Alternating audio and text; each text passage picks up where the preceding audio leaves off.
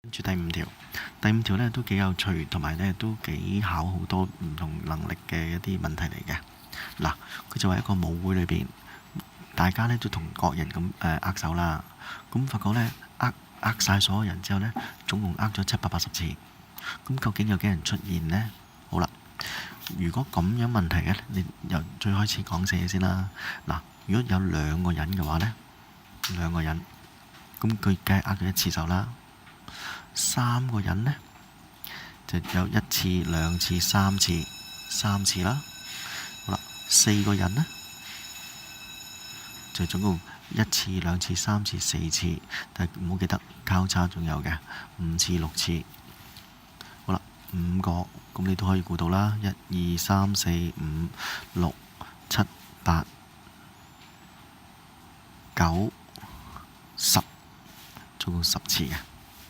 好啦，留意一個關係咯。如果當我哋係2個人嘅時候呢，就1次；3個人嘅時候呢，就3次。n 係2嘅時候呢，就握手次數呢，我叫做求其啦，叫 y 啦，就1次。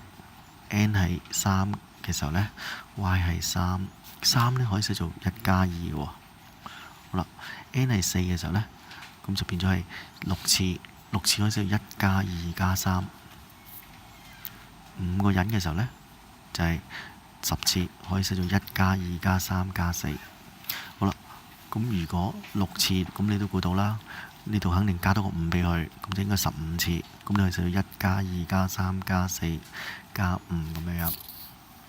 好啦，如此類推，如果 n 個人嘅時候，咁應該呢，佢就會係有780次。咁佢係咩呢？佢應該係1+2+3+4加到幾多呢？就應該嗱，6個人就最尾5啦，5個人最尾4啦，咁所以佢應該係 n 減1次嘅。好啦，用翻你小學嘅方法啦。如果一個連續數加埋嘅時候呢，你只要將頭項加尾項乘項數除以得啦。咁即係780，其實呢就等於頭嗰個同尾嗰個相加。好啦，加完之後乘翻呢個總共有 n 減1個啊嘛，再除翻2，咁就搞掂啦。好啦，咁我只要解翻佢出嚟就做到答案啦。將2第二個嗰邊乘啦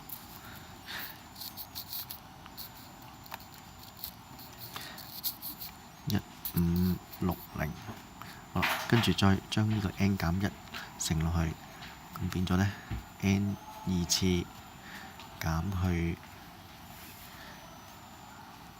n， 執翻兩句，即係 n 2次減 n 減1，1560就等於呢個0啦。好啦，解方程啦，你可以用意思公式又得，用呢個十字相乘又得。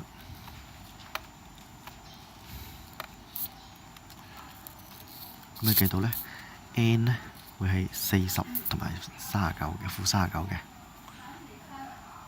咁你都知啦，負39呢個冇可能出現嘅，咁你要寫佢啦。所以我哋人數應該得返40人啫。